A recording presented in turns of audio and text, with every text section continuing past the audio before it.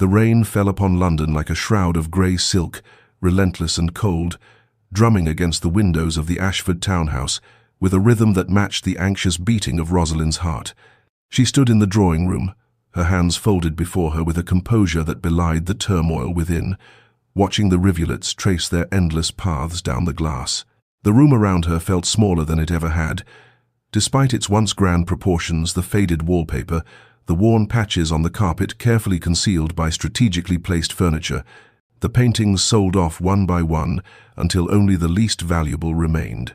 Autumn had settled over the city with a melancholy persistence, stripping the trees bare and turning the world to shades of brown and grey, as if nature itself mourned what was about to transpire. Behind her, she could hear her mother's nervous movements, the rustle of silk as she adjusted Rosalind's shawl for the third time, the barely suppressed tremor in her breathing. "You look very well, dearest," her mother said, her voice bright with a false cheer that made Rosalind's chest tighten. "The blue becomes you. It brings out your eyes." Rosalind nodded but did not turn from the window. She knew what she looked like: presentable, refined, the last valuable asset of a family teetering on the edge of ruin. Her father's investments, those grand schemes that had promised so much, had crumbled like sandcastles before the tide, leaving nothing but debt and shame in their wake. The tradesmen's bills piled on her father's desk like accusations. The servants had been let go one by one until only their most loyal remained, working for promises rather than wages. And now, this final solution, arranged with the cool efficiency of a business transaction. The Earl of Blackmore required a wife. Her family required financial salvation. It was, her father had explained in his study 3 nights ago, a fortunate opportunity, fortuitous, a blessing even. She had listened to his justifications, watched him avoid her eyes, and understood with perfect clarity that she was being sold, though no one would use such a vulgar word. Her mother touched her shoulder gently. "He will be here within the hour, a gentleman of great standing, Rosalind. You must remember that. We are fortunate he considered our proposal at all." Fortunate, that word again. Rosalind closed her eyes briefly, allowing herself one moment of private grief for the future she had once imagined. A marriage built on affection, on mutual regard, on the slow bloom of love she had read about in poems and novels. Then she opened them again, straightened her spine, and turned to face her mother with a calm she had learned to wear like armor. "I understand, Mamma," she said softly. "I shall do what is required." And she would, because there was no other choice. Because her family's survival depended upon her acceptance. Because this was the role Providence had assigned her. Outside, the rain continued to fall, washing the world clean of nothing at all. But before our lover's fate is revealed, subscribe so you never miss a chapter of romance and scandal. And tell us in the comments, where are you watching from? Now, let's begin. Edmund Carey, Earl of Blackmore, arrived precisely on the hour, and Rosalind understood immediately why her mother had seemed so nervous. He was not what she had expected, not elderly, not soft with indulgence, not kindly in the manner of gentlemen who sought companionship in their declining years. He was perhaps 35, tall and austere, with dark hair silvered prematurely at the temples, and eyes like winter itself, grey and impenetrable. His face might have been handsome had it not been set in such rigid lines, as though carved from the same cold stone as the monuments in Westminster Abbey. He wore black, unrelieved by any touch of colour, and moved with a controlled precision that suggested a man who had long ago decided that spontaneity was a luxury he could not afford. When he bowed to her mother and then to Rosalind herself, the gesture was correct in every particular and utterly devoid of warmth. Her father ushered them through the pleasantries with unseemly haste, his desperation barely concealed beneath a veneer of joviality, and then, with a cowardice that made Rosalind's throat tighten, withdrew with her mother to allow the Earl to speak with her privately. The silence that followed their departure was profound. Edmund, she could not think of him as Lord Blackmore. It seemed too formal even for this Arctic encounter, studied her with an expression she could not read. Then he spoke, his voice low and carefully modulated. "I will not insult your intelligence with pretense, Lady Rosalind. You are aware of why I am here." She inclined her head. "I am, my lord. Your family requires financial assistance. I require a wife who understands the nature of the arrangement I am proposing." He paused, and something flickered in those cold eyes, though whether it was pain or merely impatience she could not say. "I am prepared to settle your father's debts in their entirety and provide your family with a generous annual allowance. In return, I ask for your name in marriage and, in time, an heir." The words were clinical, surgical in their precision. Rosalind felt each one like a small cut. "I see," she managed. "You must understand this clearly before you consent." He stepped closer, and she saw now that his eyes were not merely cold but carefully guarded, as though he had built walls behind them and would defend them at any cost. "I will give you my name but not my heart. I will provide for you handsomely, treat you with respect, and expect you to fulfill the duties of a countess. But I do not seek affection, nor will I offer it. This will be a marriage of practical convenience, nothing more. If you harbor romantic notions, I advise you to abandon them now." The words should have been cruel, yet he delivered them without cruelty, only a terrible, hollow finality. Rosalind felt something inside her wither, but she had known, had she not, that this was no love match. She had prepared herself for precisely this reality. Yet hearing it spoken so boldly, having the loneliness of her future laid out with such stark clarity, wounded her more deeply than she had anticipated. Still, she lifted her chin and met his gaze with steady composure. "I accept your terms, Lord Blackmore. I will be your wife." For just a moment, surprise flickered across his features, as though he had expected tears or protests or maidenly distress. Instead, he found only quiet dignity, and something in his expression shifted, though the walls remained firmly in place.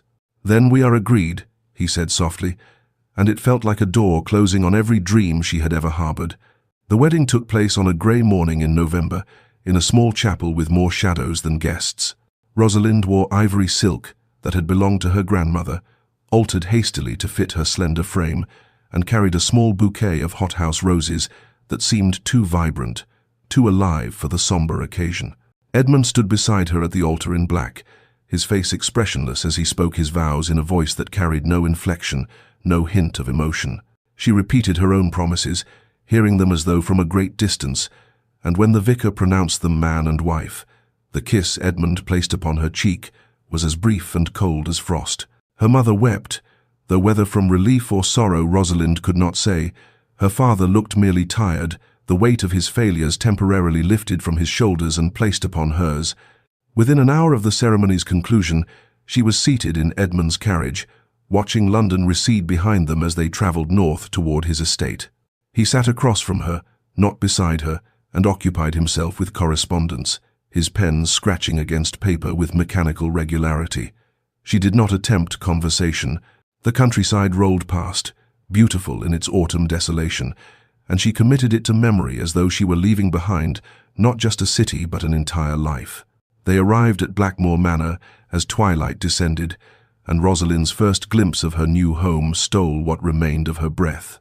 The house rose from the landscape like something carved from the bones of the earth itself, grey stone, Gothic in its severe elegance, with tall windows that reflected the dying light like blind eyes. It was beautiful in the way that winter was beautiful, imposing and austere, surrounded by formal gardens that had been carefully tamed into geometric precision. There was no wildness here, no softness, only order maintained through iron discipline. Edmund handed her down from the carriage without a word and led her inside, where the housekeeper awaited them. Mrs. Dawes was a woman of middle years with kind eyes and a formal manner, who curtsied deeply and welcomed Rosalind with careful courtesy. "I've prepared the Countess's chambers, my lord," she said, and something in her tone suggested sympathy, though her face remained professionally neutral. The chambers were in the east wing, separated from Edmund's rooms by the length of a long corridor. They were beautiful, furnished with obvious expense, but they felt like a gilded cage. Mrs. Dawes showed her the dressing room, the sitting room, the bedchamber with its canopied bed, and then withdrew with a promise that dinner would be served at 8. Rosalind stood in the center of the room after the door closed, listening to the profound silence of the house, and felt the full weight of her isolation settle upon her shoulders like a physical thing. That evening, she dressed carefully and descended to the dining room, a cavernous space with a table that could seat 30. A single place had been set at one end. She waited, thinking perhaps Edmund had been delayed, But after 20 minutes a footman entered and informed her with obvious discomfort that his lordship took his meals in his study and would not be joining her. She ate alone, each bite tasteless, each moment stretching into eternity, and understood with perfect clarity that this was to be her life, beautiful, comfortable, cold, and utterly, achingly solitary.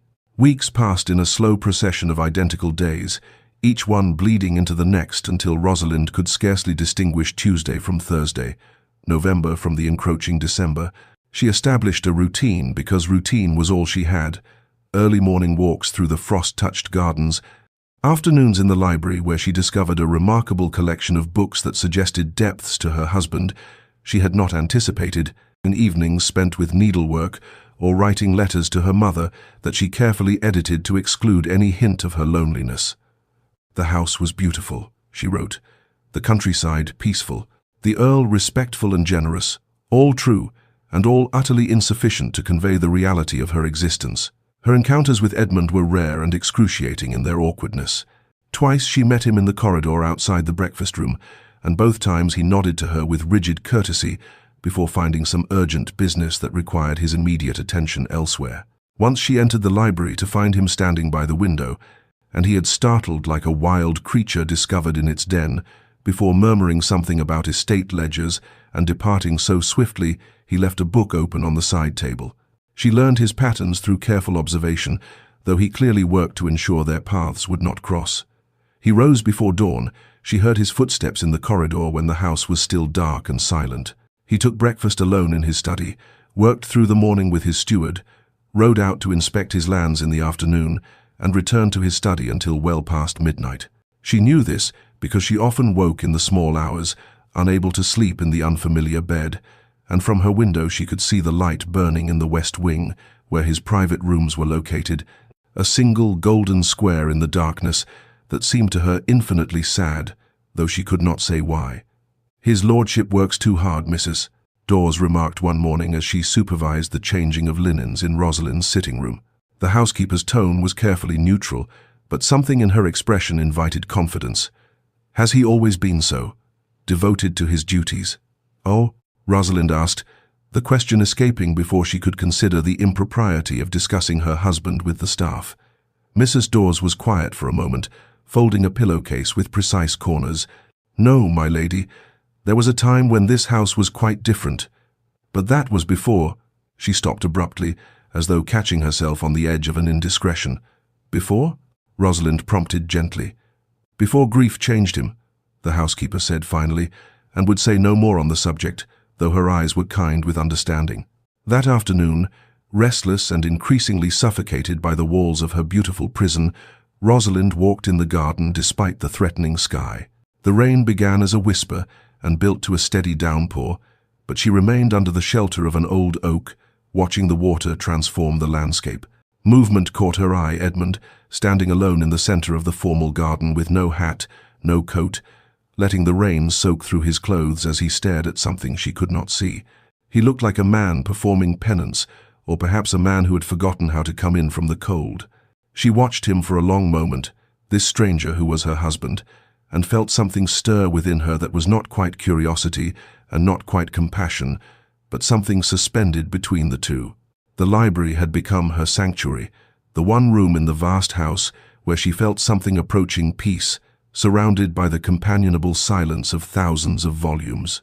She had worked her way through the novels Richardson and Austen and the Bronte sisters and had moved on to weightier fare, discovering a fascination with history and philosophy that surprised her. On a cold afternoon in early December, she was searching for a particular volume of Plutarch's Lives that she was certain she had seen on one of the upper shelves, standing on the rolling ladder with her skirts gathered carefully in one hand, when a voice from below startled her so badly she nearly lost her balance. The third shelf from the top, 4 volumes to the left.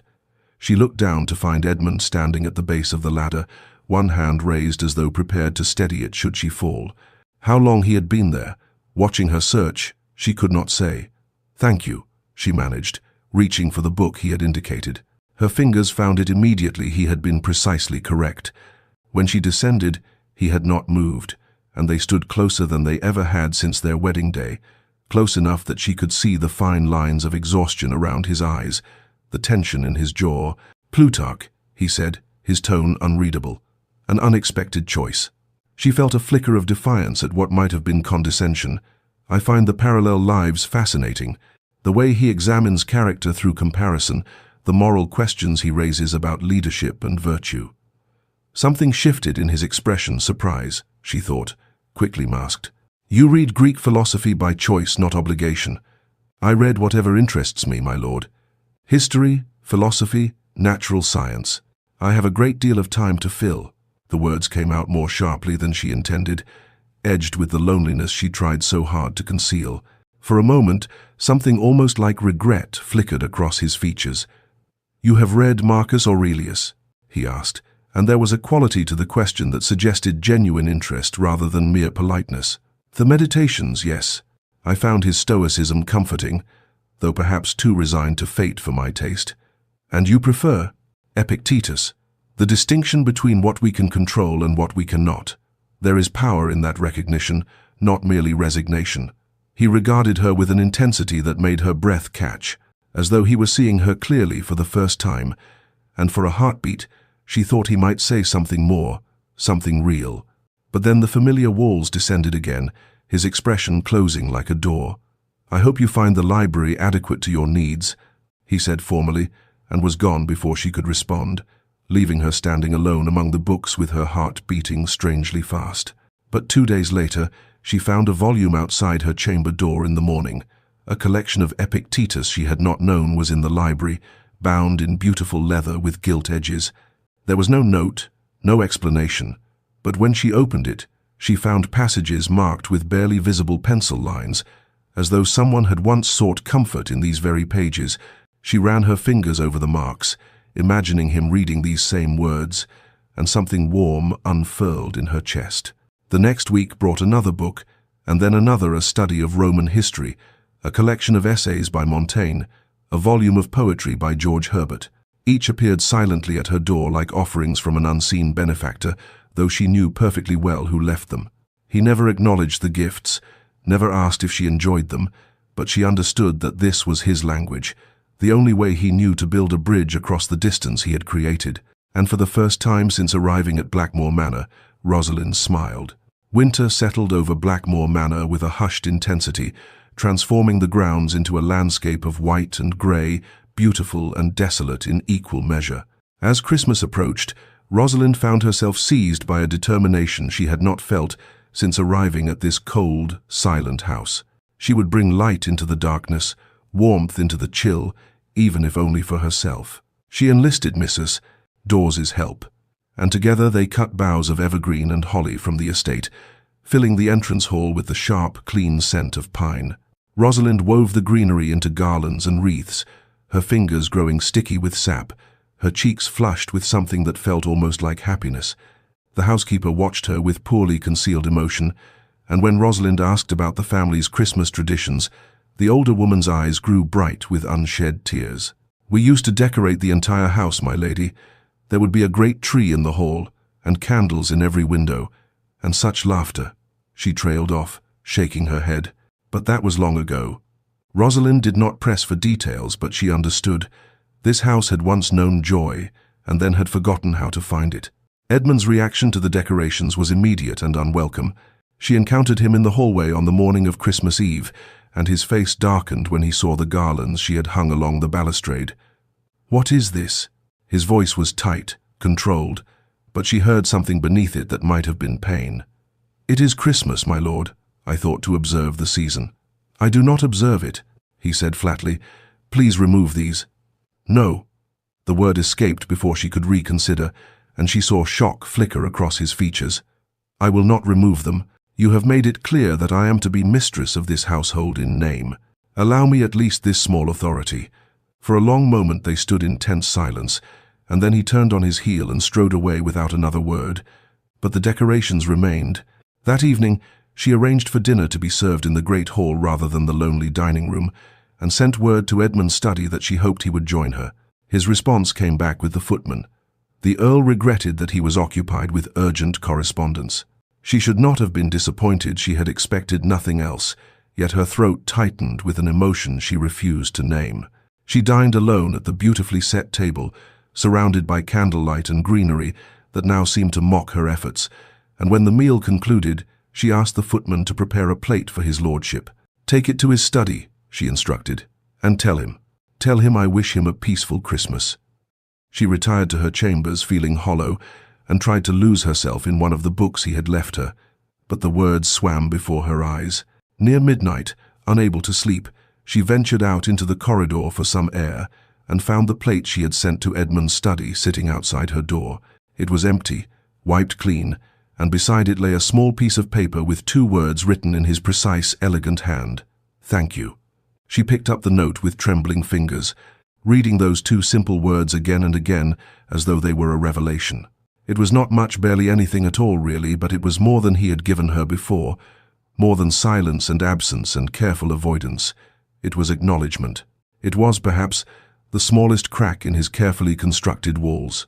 She pressed the paper to her chest and felt, for the first time in months, something that resembled hope. The new year arrived with a subtle shifting, as though some frozen thing within the house had begun, almost imperceptibly, to thaw. Rosalind noticed it first in small ways. Edmund no longer fled quite so quickly when they encountered each other in the corridors, and twice he had paused to inquire whether she had found the library's collection adequate.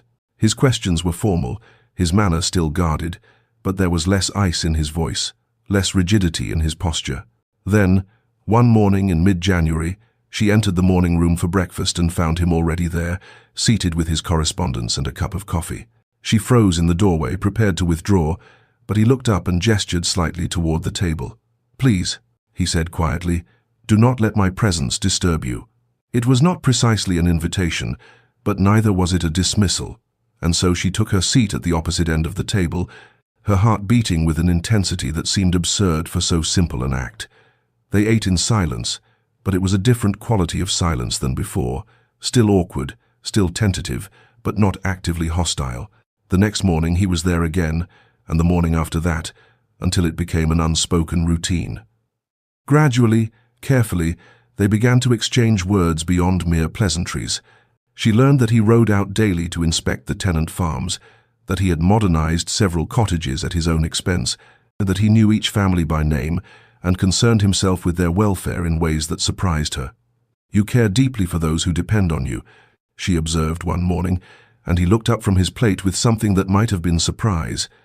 "It is my responsibility," he said simply. "They are not abstractions to me. They are people."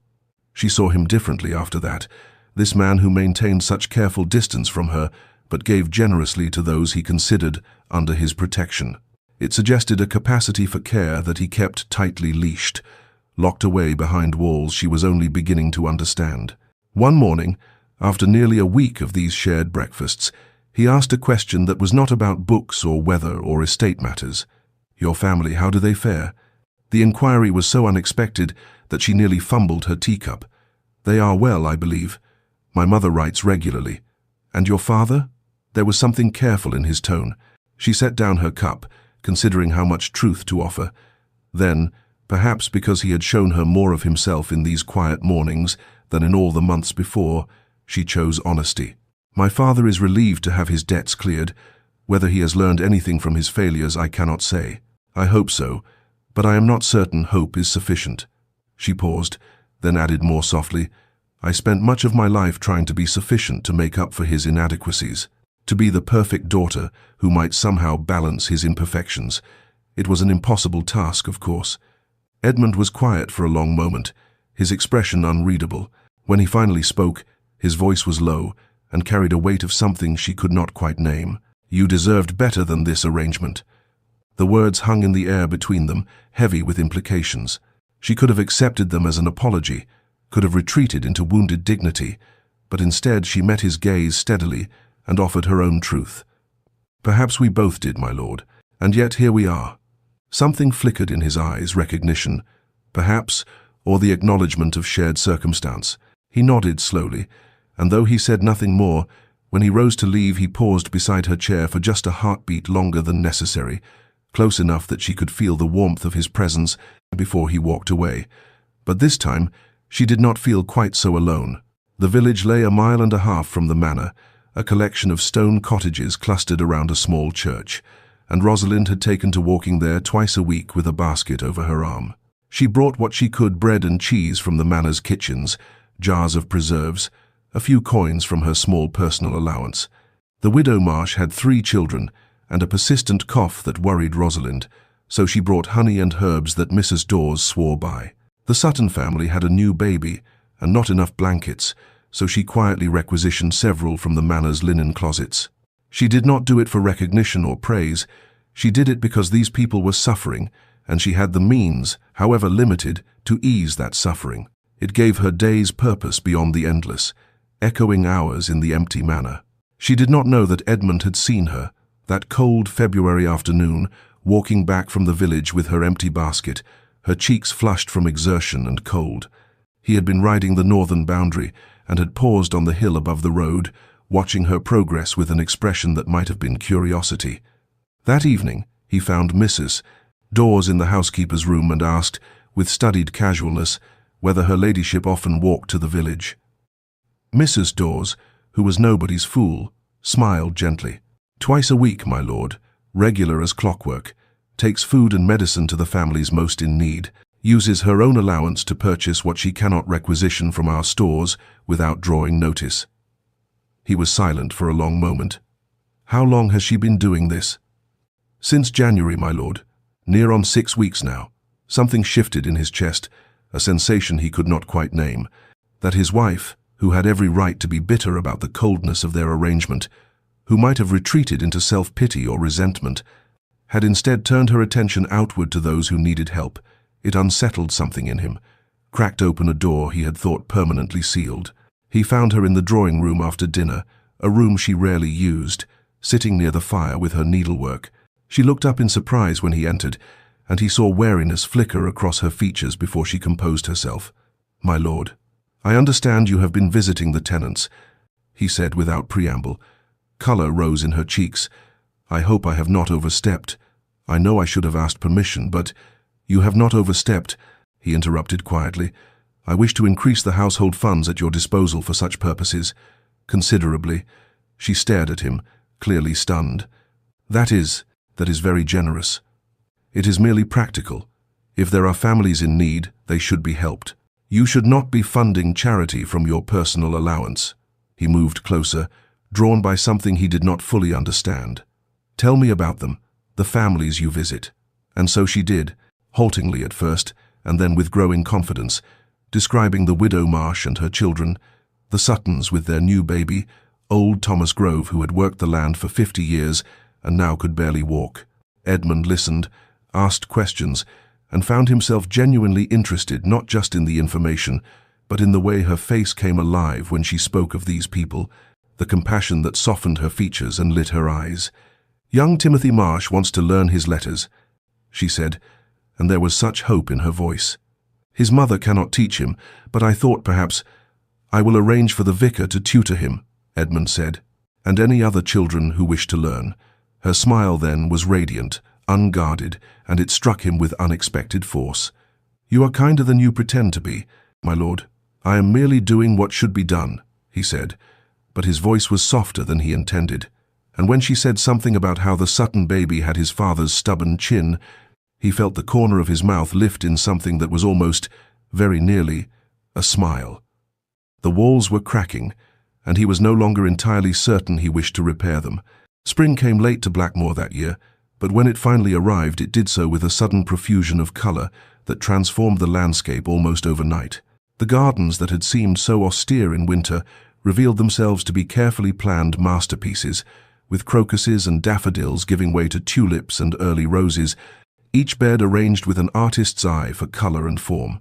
Rosalind found herself drawn outside every afternoon, wandering the paths and discovering new blooms, and one day she looked up from admiring a bed of primroses to find Edmund standing a few yards away, watching her with an expression she could not read.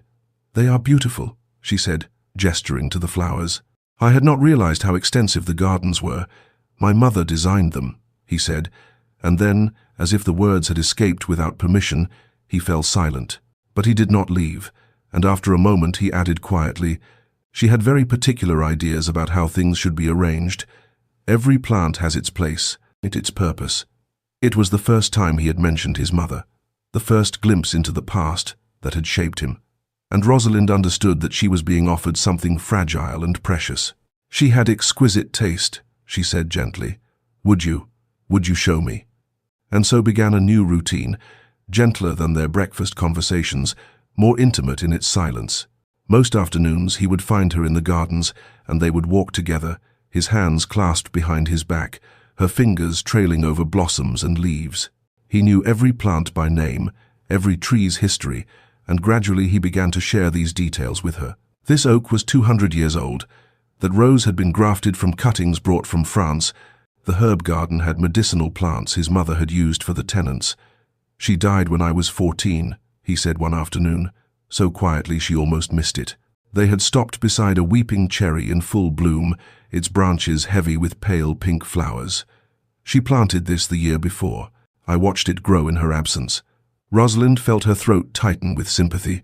It must have been a comfort, she said carefully, to have something of her remain. Or a torment, he replied, but there was no bitterness in his voice, only a weary acceptance. Everything here reminds me of what was lost. She understood then, with sudden clarity, why he had built such walls around himself, why he had demanded a marriage without love. He was protecting himself from the devastation of loss, from the vulnerability of caring for something that could be taken away. I had a brother, she heard herself say. William, he died of scarlet fever when he was 7 and I was 10. For years afterward I would forget, momentarily, that he was gone.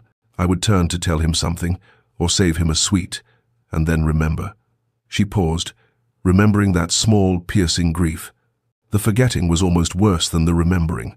Edmund turned to look at her fully, and in his eyes she saw recognition, the acknowledgement of shared pain.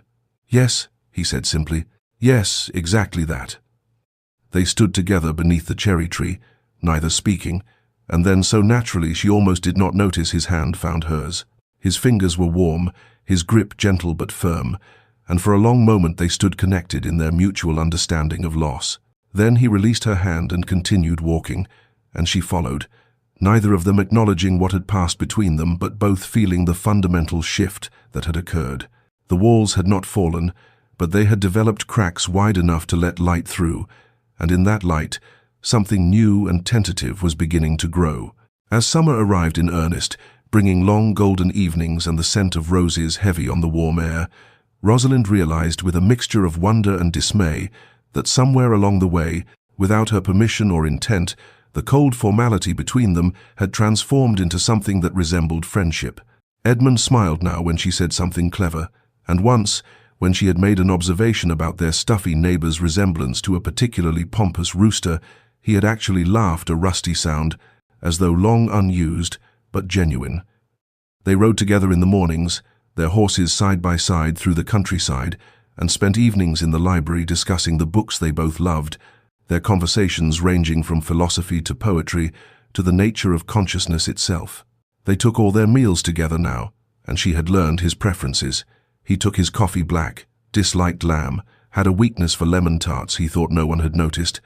She knew the way his brow furrowed when he was working through a difficult problem, the precise angle of his head when he was truly listening, the rare softness that entered his eyes when he spoke of the estate and its people. She knew him, and in knowing him, she had made a terrible mistake. She had fallen in love with him. The realization came to her one afternoon in the rose garden, watching him explain the proper way to prune a climbing rose to one of the gardeners, his hands gentle on the stems, his voice patient. Her heart had simply turned over in her chest, and she had understood with devastating clarity that what she felt for this complicated, wounded, careful man went far beyond respect or friendship or gratitude. She loved him, his intelligence, his hidden kindness, the vulnerability he tried so hard to conceal. She loved the man beneath the walls, and the knowledge terrified her because she had agreed to a marriage without love, had accepted those terms, and she had no right to change them now unilaterally.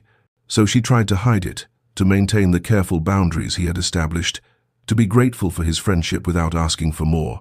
But it became increasingly difficult as she caught moments, fleeting, devastating moments, when she thought she saw something in his eyes that matched what she felt in her heart. One evening in late June, they stood together on the terrace after dinner, watching the sun set in brilliant streaks of orange and gold. The air was soft and warm, perfumed with honeysuckle, and she was achingly conscious of his nearness, of the breadth of his shoulders, the strong line of his jaw. She turned to say something inconsequential about the beauty of the evening, and found him looking at her with an intensity that stopped her breath. His eyes were dark and unguarded, and in them she saw longing, desire, and something that looked heartbreakingly like fear. For a suspended moment, neither of them moved, the air between them charged with possibility, and she hoped that he might close the distance between them, might acknowledge what was growing in the space they had created. But then something shuttered in his expression, and he stepped back as though burned. "I should attend to correspondence," he said, his voice tight, controlled. "Forgive me. Good evening, Lady Rosalind." He was gone before she could respond, leaving her alone on the terrace with the dying light and a pain in her chest that felt remarkably like her heart breaking. She had thought the worst loneliness was the isolation of those first months, but she understood now that there was a deeper loneliness still to love someone and stand so close to them, yet remain forever unable to breach the final distance between. Edmund stood at the window of his study, watching Rosalind walk through the garden below, and acknowledged what he had been denying for weeks. He was breaking every rule he had set for himself, and he had no idea how to stop. She moved with unconscious grace among the roses, pausing occasionally to touch a bloom or tilt her face toward the sun, and something in his chest tightened painfully at the sight. He had promised her his name but not his heart, had been explicit in his terms, had built walls specifically to prevent this exact situation. Yet somehow, despite all his careful defenses, she had slipped through. He turned from the window, forcing himself to face the truth he had been avoiding.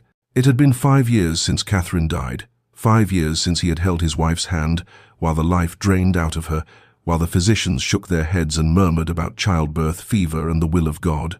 5 years since he had buried her, and the son who had never drawn breath, and stood in the rain beside their graves, feeling something inside him die as well. He had loved Catherine with the uncomplicated devotion of youth, and losing her had nearly destroyed him. For months afterward he had been a ghost in his own house, unable to eat, unable to sleep, unable to feel anything but the crushing weight of grief and guilt. If he had not insisted on an heir, if he had been content with what they had, she would still be alive. It was his ambition, his need for a son to carry on the family name, that had killed her as surely as the fever. When he finally emerged from that dark period, he had made himself a vow. Never again would he open himself to such devastation. He would marry again because he needed an heir, duty demanded it, but he would keep his heart carefully locked away where it could not be destroyed. He had thought it would be simple. He had thought he could live beside a woman, treat her with respect and courtesy, and never feel more than mild affection. He had been catastrophically wrong. Rosalind had undone him with her quiet strength, her intelligence, her unexpected kindness to his tenants. She read philosophy and argued with him about stoicism, and made him laugh when he had forgotten laughter was possible. She had transformed his cold house into something approaching a home, and worse, far worse, she had made him want things he had renounced. He wanted to tell her about Catherine, about his son, about the grief that still woke him in the night. He wanted to hear her thoughts not just about books but about life, about the future, about what she dreamed of when she thought no one was watching. He wanted to touch her not just in passing but with purpose, to learn the texture of her skin, the weight of her in his arms.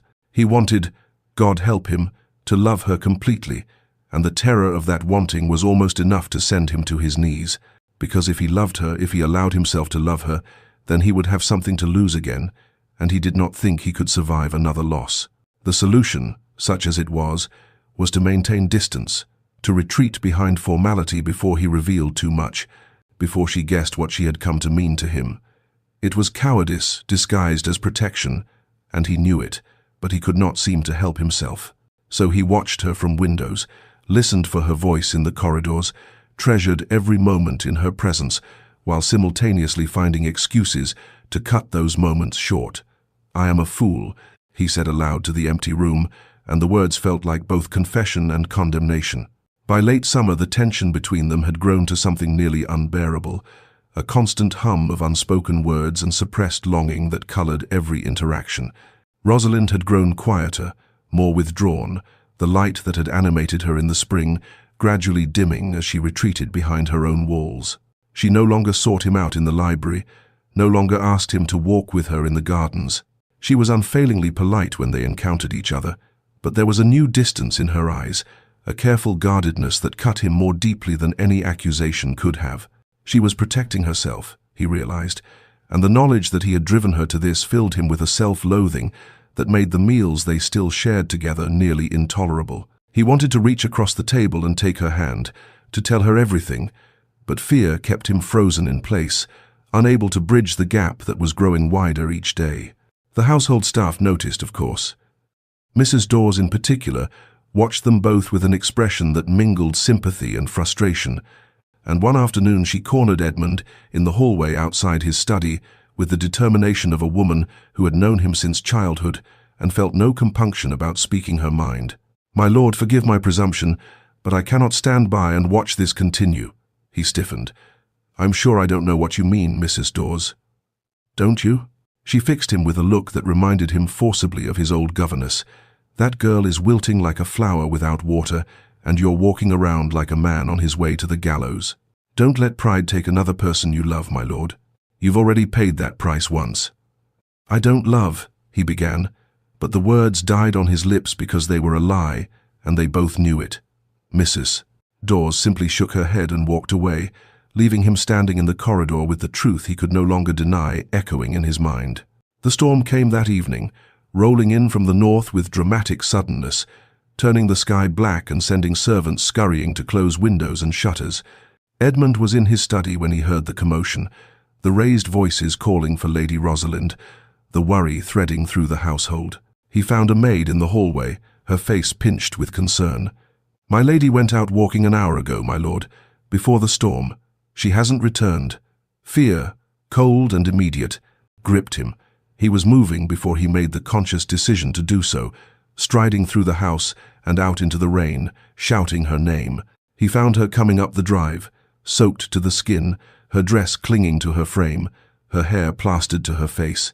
She was shivering violently, and when she saw him she stopped, something defiant flashing in her eyes. "What in God's name were you thinking?" The words came out harsher than he intended, sharpened by fear. "I was walking," she said, her voice steady despite her shaking. "I needed air. In the middle of a storm. You could have been struck by lightning, injured. What does it matter to you?" The question was quiet, but it cut like a blade. "You made it perfectly clear what the boundaries of our arrangement are. I am well within my rights to walk where and when I please. You're being reckless and foolish, and you're being a hypocrite." Her voice rose, all the careful control she had maintained for months finally breaking. "You draw me close and then push me away. You look at me as though—" She stopped abruptly, but the words hung between them, charged with all the emotion they had been suppressing. He stood in the rain looking at her stricken face and felt something crack open inside him. "As though what?" he demanded, moving closer. "Tell me." But she only shook her head, wrapping her arms around herself, and turned toward the house. The argument was not finished, but she was walking away, and he watched her go with his heart in his throat and rain streaming down his face. He caught up with her in the entrance hall, water pooling on the marble floor beneath them both, and grasped her arm gently but firmly. "Rosalind, please, tell me what's wrong." She spun to face him, and he saw that there were tears mixing with the rain on her cheeks, her composure finally completely shattered. "What does it matter to you?" she said again, her voice breaking. "You made it clear from the beginning you gave me your name but not your heart. Those were your exact words, my lord. A marriage of practical convenience, nothing more. I accepted those terms. I agreed to them. But you," her breath hitched, "you let me hope.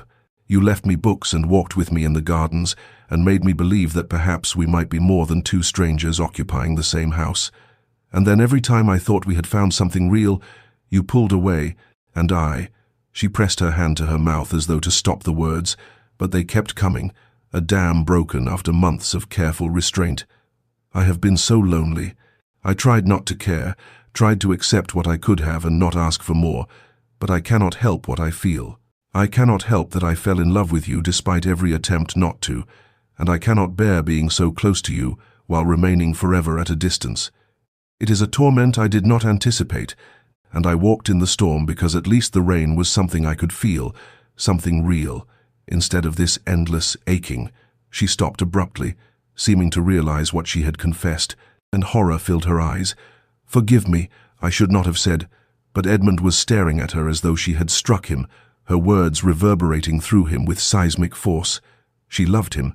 She had said it plainly, without artifice, and the naked pain in her voice was unbearable. He had done this to her, had caused this suffering through his cowardice and fear, and standing there watching her shatter before him, he finally understood that his attempts to protect them both had only created a different kind of devastation. "Rosalind," he began, but she was shaking so violently now that the words died in his throat. Her lips had taken on a bluish tinge, and when she swayed slightly, he realized with alarm that she was not merely cold, but dangerously chilled. Everything else, the argument, the confessions, the emotional chaos, became suddenly, starkly secondary to the immediate fact of her physical distress. "You're freezing," he said, and without waiting for permission, he swept her into his arms. She made a weak sound of protest but lacked the strength to resist as he carried her up the stairs, shouting for Mrs. Dawes, for hot water, for blankets and towels. In her chambers he set her in a chair by the fire, while the housekeeper and a maid rushed to bring what was needed, and he stayed, ignoring propriety, ignoring everything except the fear that had taken root in his chest. "My lord, you should—" Mrs. Dawes began gently, gesturing toward the door. "I'm staying," he said flatly, and something in his tone brooked no argument. He turned his back while the maid helped Rosalind out of her sodden dress and into a nightgown, but he did not leave, and when they had her settled in bed, wrapped in blankets with hot bricks at her feet, he pulled a chair close and took her hand. She was already feverish. He could feel the heat of her skin, and her eyes were too bright, unfocused. "You should go," she whispered. "You don't want—" "I won't leave you," he interrupted, his voice rough with emotion. "Do you hear me, Rosalind? I won't leave you. Not now, not ever again." It was the first true promise he had made her since their wedding day, and he meant it with every fiber of his being. The fever took hold with terrifying swiftness, transforming what might have been a simple chill into something far more dangerous. By morning, Rosalind was burning with heat, tossing restlessly in the bed and crying out in distress, and the doctor who arrived from the village took one look at her and pronounced it brain fever, his expression grave. "She's very ill, my lord. The next few days will be critical. She must be kept cool, given water whenever she'll take it, and watched constantly. I cannot promise," he trailed off, but Edmund heard what he did not say, the words that hung unspoken in the air like a death knell. She might not survive. Edmund sent the doctor away with instructions to return twice daily and established himself at Rosalind's bedside with an immovability that alarmed the household. He would not leave, would not rest, would barely eat the food that Mrs. Dawes brought and left on a tray that often went untouched. Day blurred into night and back into day again, time losing all meaning in that dim chamber where he kept vigil. He tended her himself with a gentleness that would have surprised anyone who knew only the cold Earl of Blackmoor, bathing her burning skin with cool cloths, coaxing water between her cracked lips drop by precious drop, holding her when she thrashed and murmuring words he barely registered in his exhaustion. The staff helped Mrs. Dawes, bringing fresh water and clean linens, a maid spelling him for brief moments when he could be persuaded to step away, but he was there for every moment that mattered, unwilling to trust anyone else with her care. She was delirious more often than lucid, lost in fever dreams that carried her far from him. She called for her mother in a voice that broke his heart, cried for William, her lost brother, pleaded with people he could not see, and begged forgiveness for transgressions he knew she had never committed. Sometimes she wept, tears sliding down her flushed cheeks, while she apologized again and again for being a burden, for failing, for not being enough. "You are enough," he told her fiercely, gripping her hand. "You have always been enough, more than enough. You are everything." But she could not hear him, or if she could, the words made no sense through the fog of her illness. Other times she whispered his name, Edmund, with such longing that it felt like a knife twisting in his chest. She reached for him with trembling hands, and he caught them, held them, pressed them to his lips while tears he could not stop ran down his face. On the third day the doctor returned, examined her carefully, and drew Edmund aside with an expression that filled him with cold dread. "My lord, I must be honest with you. The fever is not breaking. If it continues much longer—" He did not finish the sentence, but Edmund understood. She was dying. He was losing her, just as he had lost Catherine. And this time it was worse, because this time he had wasted the time they had been given, had squandered precious months in fear and cowardice. He had told himself he was protecting them both, but he had only been protecting himself. And now she would die, never knowing that she had become the center of his world, and that he loved her with an intensity that terrified him, that the thought of existing in a world without her was unbearable. He returned to her bedside, took her burning hand in his, and allowed himself to acknowledge the full truth of what he had been denying. He loved her. He had loved her for months, perhaps from the moment she had accepted his cold proposal with quiet dignity, certainly from the day she had smiled at him over Plutarch. And now he was losing her, and the injustice of it, that he should finally understand what he felt, only to have her torn away, was almost more than he could bear. The crisis came on the fourth night, when the fever spiked so high that Rosalind's skin burned like fire beneath his hands, and she thrashed with such violence that he feared she would injure herself. Edmund was beyond exhaustion, unshaven and hollow-eyed, his clothes rumpled from days without changing, but he held her with steady hands and murmured to her constantly, trying to anchor her to consciousness and to life, to him. Mrs. Dawes hovered nearby with fresh water and cloths, her face etched with worry, and the doctor had been sent for again, though what more he could do Edmund did not know. He bathed her burning skin with water that seemed to evaporate on contact, and when that brought no relief, he found himself doing something he had not done in years. He prayed. "Please," he whispered into the darkness, his words addressed to a God he had stopped believing in when Catherine died. "Please don't take her. Take anything else, my lands, my title, my life, if you require it, but don't take her. I cannot lose her. I cannot." The words became a litany, repeated until they lost meaning, and somewhere in the depths of his exhausted desperation, he began to speak not to God, but to Rosalind herself, pouring out everything he had kept locked away for so long. "I love you," he said, his voice breaking. "I have loved you for months, perhaps from the very beginning, though I was too much a coward to acknowledge it. You came into my cold house and brought light with you, warmth I thought I would never feel again. You made me laugh, made me hope, made me want things I had renounced. And I repaid your kindness with distance and coldness, because I was afraid. God, I was so afraid of losing you that I never let myself truly have you." Tears ran unchecked down his face, dripping onto their joined hands. "I told you I would give you my name but not my heart, but you took it anyway.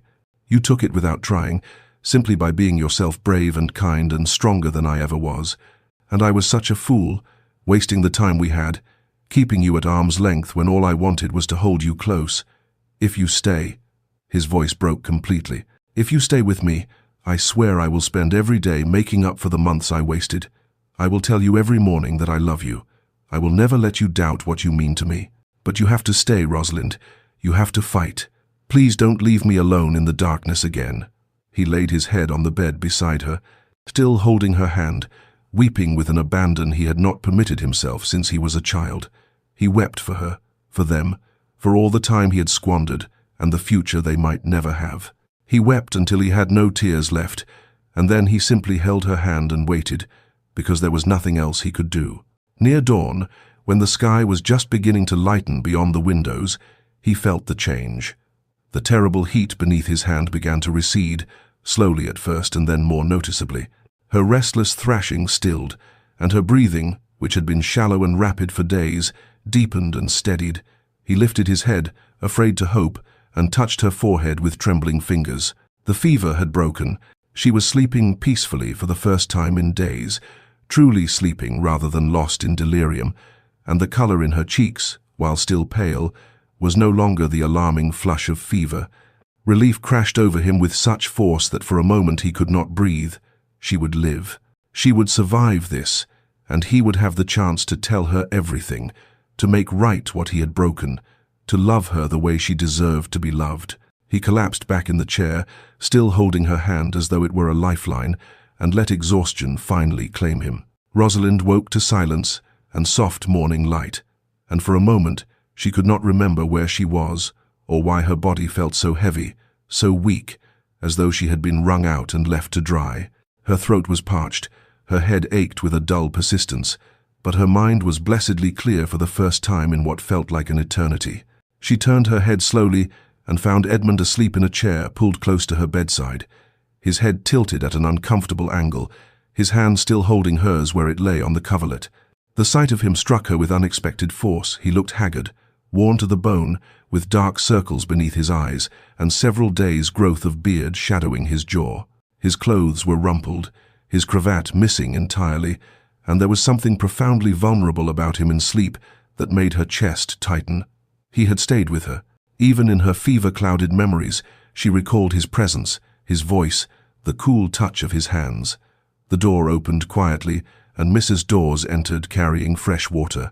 When she saw Rosalind awake and aware, her face transformed with joy so profound it brought tears to the housekeeper's eyes.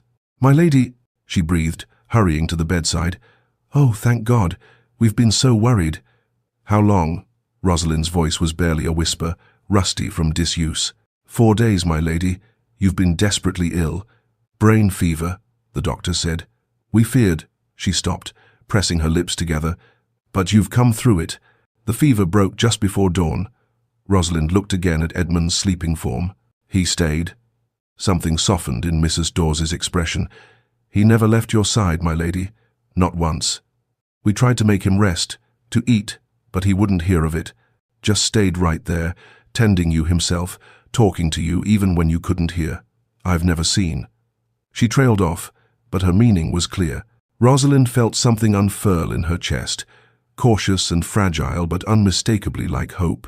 She had confessed her love to him in the storm, had laid bare her heart in a way that terrified her, and she had been too ill to see his response and to know whether her words had driven him further away or drawn him closer. But he had stayed. Through 4 days and nights of her illness, he had stayed. As if sensing her gaze, Edmund stirred, his eyes opening slowly. For a moment he seemed disoriented, and then his gaze focused on her face, and he went completely still. The relief that flooded his features was so naked, so unguarded, that it took her breath away. "Rosalind," he said, her name barely more than an exhalation. "You stayed," she whispered. He straightened in the chair, leaning closer, and she saw that his eyes were red-rimmed, that his hand trembled slightly where it held hers. "I couldn't leave you," he said, and his voice was raw with emotion, stripped of all the careful control she had grown accustomed to. "I cannot ever leave you. Not now. Not ever." The words hung between them, weighted with meaning she was almost afraid to interpret. She searched his face, looking for the walls, the careful distance, and found instead only an openness that made her heart race despite her weakness. "Edmund," she began, but he shook his head. "Let me say this while I have the courage," he interrupted quietly. "I have been a coward and a fool, and I nearly lost you because of it. But if you will permit me, when you are well, I have a great deal I need to tell you." She reached up with her free hand, the movement exhausting but necessary, and touched his face. He turned into her palm, his eyes closing briefly, and then he brought her hand to his lips and kissed it with a reverence that told her everything she needed to know. Whatever had passed during her illness, whatever had changed, the walls between them had finally fallen. Her recovery was slow but steady, and through it all Edmund remained constantly at her side with an attentiveness that would have seemed impossible mere weeks ago. He read to her for hours poetry and history and novels, his voice a soothing presence that anchored her to the world. He brought her meals on trays and coaxed her to eat when she had no appetite, patient and gentle in ways she had never imagined him capable of being. He sat with her in comfortable silence when she was too tired for conversation, simply holding her hand, and the walls that had defined their relationship for so long had disappeared so completely it was as though they had never existed. A week after the fever broke, when she was strong enough to sit up against pillows and her mind had regained its usual clarity, Edmund came to her room in the afternoon and asked if she felt well enough to talk. Something in his expression, serious but no longer guarded, made her heart quicken, and she nodded, gesturing to the chair beside her bed. He sat, silent for a long moment as though gathering his thoughts, and then he began to speak. He told her about Catherine, his first wife, and the way she had died bringing their son into the world. His voice was steady, but she could hear the old grief beneath it, the wound that had never fully healed. He described the months afterward, the darkness that had consumed him, the way he had closed himself off from feeling anything, because feeling meant pain. "I built walls," he said quietly, "because I could not survive another loss. And when I decided to marry again, I convinced myself that I could keep those walls intact, that I could have a wife for practical purposes, without ever risking my heart. I thought if I never loved, I could never lose." He looked at her then, and his eyes were dark with emotion. "But you," he said, and there was wonder in his voice, "you undid all my carefully laid plans. You slipped through every defense I built without even trying. You were kind when you had every right to be bitter. You were strong when I gave you nothing to be strong for. You made me laugh and made me hope and made me want to live instead of merely exist. And I was terrified, Rosalind. Terrified of what you had come to mean to me. Terrified of losing you the way I lost Catherine. So I pulled away, kept you at distance, and nearly destroyed us both in the process." Tears slipped down Rosalind's cheeks, moved beyond words by his vulnerability, by the trust he was placing in her with this confession. "I thought I wasn't enough," she whispered, "that you looked at me and found me wanting. I have spent my whole life feeling like a burden to be managed, a problem to be solved, and when you married me I thought that was all I would ever be to you, a duty fulfilled." He reached for her hand, gripping it tightly. "You were never a burden," he said fiercely. "Never. You are the greatest gift I never thought to ask for, the answer to prayers I was too afraid to speak. You brought light back into my darkness, Rosalind. You made me remember what it means to be fully alive." She smiled through her tears, her heart so full she thought it might burst. "I love you," she said simply. "I told you that in the storm, and I meant it. I love you, Edmund, with all that I am." "I know," he said softly. "I heard you, and I have been waiting for you to be well enough so I could say it back. I love you, Rosalind. I have loved you for so long, and I will spend the rest of my life proving it to you if you'll let me." She drew him closer, and he came willingly, carefully mindful of her weakness, and kissed her forehead with infinite tenderness. "No more walls," she whispered against his shoulder. "No more walls," he promised. "Never again." 2 days later, when Rosalind was well enough to sit in the chair by the window with afternoon sunlight warming her face, Edmund came to her with an expression that was equal parts determination and nervousness. He knelt beside her chair, taking both her hands in his, and the gesture was so unexpected, so humble, that her breath caught. "I need to say this properly," he began, his voice low and intense. "When I married you, I made you a promise I would give you my name, but not my heart. It was a cruel promise, born of fear and cowardice, and I have regretted those words every day since I spoke them. The truth is, Rosalind, that I gave you my heart whether I acknowledged it or not. It has been yours for months, perhaps from the very beginning when you stood in your father's drawing room and accepted my cold proposal with such dignity. Certainly it was yours from the day you smiled at me over those books in the library, when I realized that you were not what I expected, but something infinitely more precious." He paused, and his grip on her hands tightening. "I love you. I am desperately, completely in love with you, and I am asking, begging, if you can forgive me for the coldness I showed you, for the months I wasted, for being too much a coward to tell you what you meant to me until I nearly lost you." Tears spilled down her cheeks, but they were tears of joy, of relief so profound it felt like absolution. "There is nothing to forgive," she said, her voice trembling with emotion. "I loved you even when I tried not to, even when I thought it was hopeless. I loved you in the silences and the small kindnesses you tried to hide. I loved you when you walked with me in the gardens and when you left books outside my door. I have been yours for so long, Edmund, waiting for you to let me in." He reached up to cup her face, wiping away her tears with his thumbs, and when he spoke again, his voice was rough with emotion. "I know I promised only my name, but if you'll have it, my heart has been yours since the day you smiled over those books. Since the moment you argued with me about Epictetus. Since I watched you care for my tenants and transform my cold house into a home. It has always been yours, even when I was too afraid to admit it." And then he kissed her, properly kissed her for the first time, and it was nothing like the brief, cold brush of lips at their wedding. This kiss was tender and tentative, full of promise and healing, an apology and a declaration and a beginning all at once. When they finally drew apart, both breathless, he rested his forehead against hers. "Can we begin again?" he asked softly. Start fresh with honesty between us. She smiled, her hand coming up to cradle his face. I don't think we're beginning again, she said. I think we're continuing forward, but this time together, in truth rather than in careful distance. He nodded, understanding blooming in his eyes. Together in truth, he repeated, and pulled her close, careful of her lingering weakness but unable to maintain any distance between them. No more walls, Rosalind. I promise you no more walls. No more walls, she echoed, and in that moment, wrapped in his arms with sunlight streaming through the window, she felt truly, completely home for the first time in her life. They had both built defenses against pain. Both tried to protect themselves from loss, but in tearing down those walls they had found something infinitely more valuable. They had found each other, wholly and completely, and that was worth any risk, any vulnerability, any fear. Years later, when autumn came again to Blackmore Manor, it arrived not with melancholy but with a warmth that had nothing to do with temperature and everything to do with the life that now filled every corner of the estate.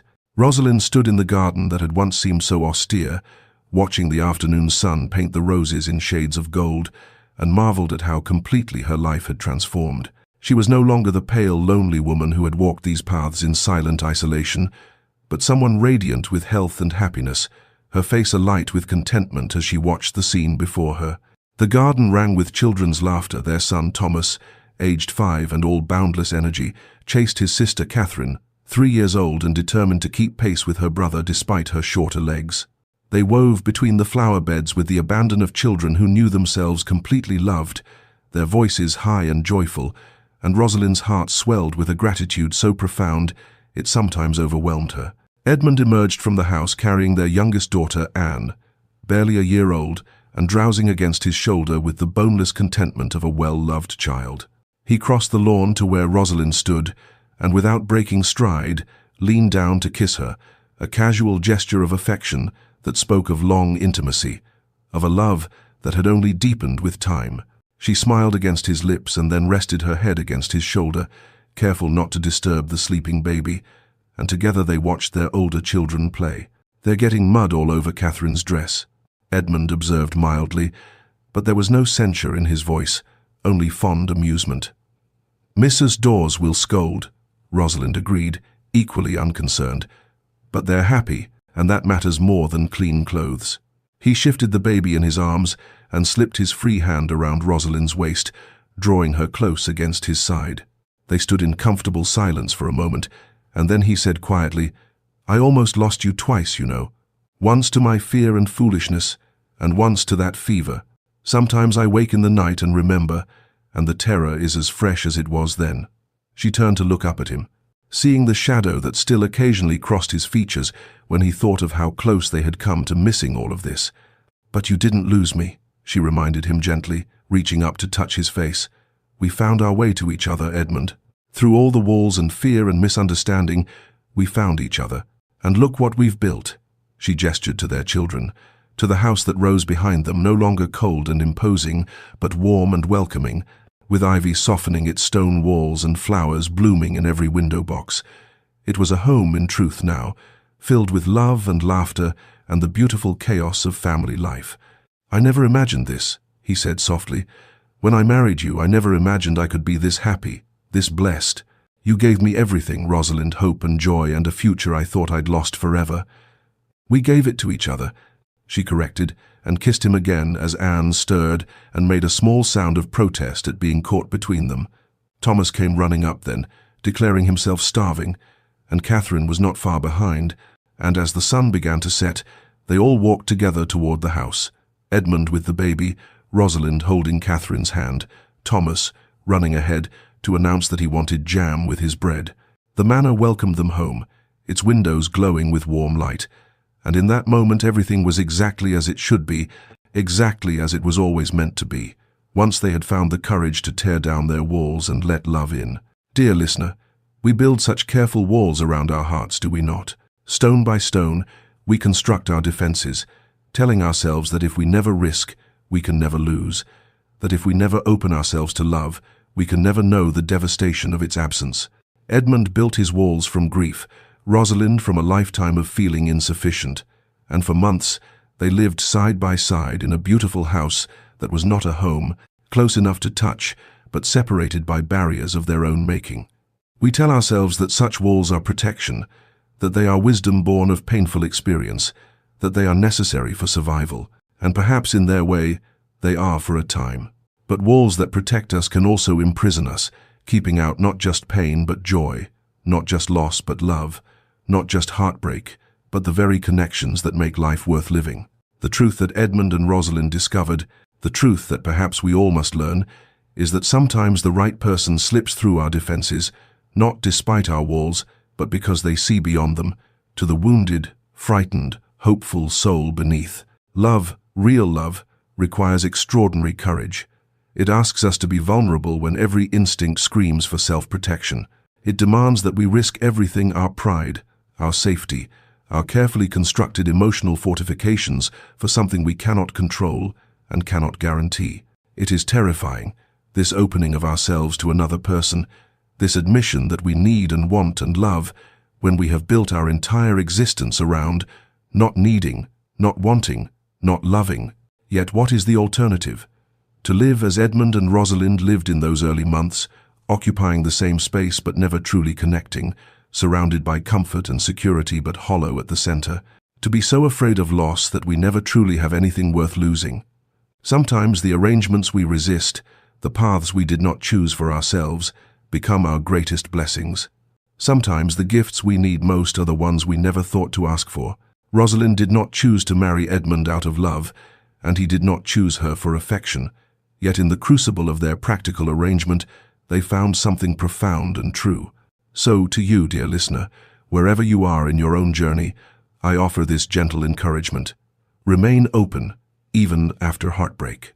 Recognize love when it appears in unexpected forms, in books left outside doors, in shared silences, in the slow tearing down of walls. Be patient with those who struggle to express what they feel, who pull away when they most want to draw close, who protect themselves with coldness because they are terrified of their own capacity to care. May you find connections that heal rather than harm, love that builds rather than diminishes, someone who sees beyond your walls to the truth of who you are. May you have the courage to be vulnerable, to risk your heart, to tear down your own carefully constructed defenses. And may you rest well tonight in the knowledge that love can surprise us, can find us even when we have convinced ourselves we do not seek it, can transform arrangements of convenience into unions of profound joy. After all, the strongest homes are not built on walls that keep others out, but on hearts brave enough to let the right person in. This has been a story from Unexpected Love Chronicles. If these tales of hope and healing bring you comfort, please subscribe and join us again. Until then, may your own walls crumble in the presence of love, and may you find the courage to build not barriers, but bridges to the hearts that are meant to meet yours.